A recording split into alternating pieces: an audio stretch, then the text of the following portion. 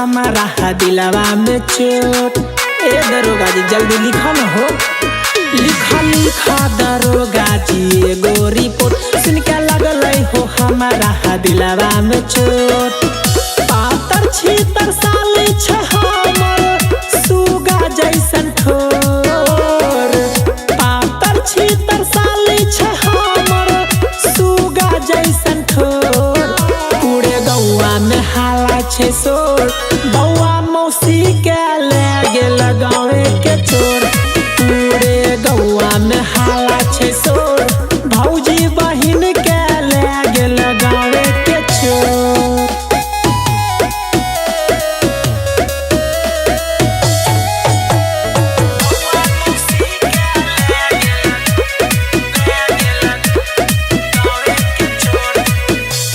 हो परेशान घर में भौजी और भाई, ससुर जी के बात की कहिया दुख में सासू माई। ए दरोगा जी हाँ हाँ छै हो परेशान घर में भौजी और भाई, ससुर जी के बात की कहिया दुख में सासू माई। देखै में सबली सूरत यहाँ कर दिल छे बारा बेजोर। पूरे गौवा में हाला छे शोर, बौआ मौसी के ले गेल गौवे के चोर।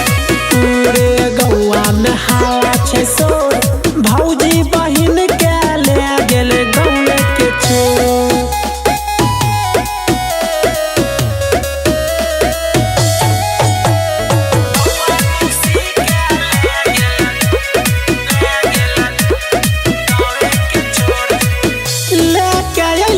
फोटो निशानी तिल छै हो गाल में, लिखला रिपोर्ट दरोगा जी हो फिलहाल में।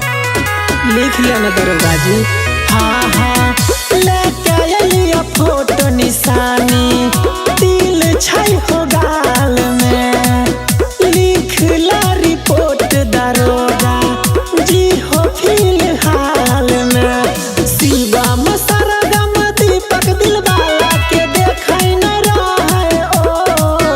पूरे गौवा में हाला छे शोर, बौआ मौसी के ले गेल गौ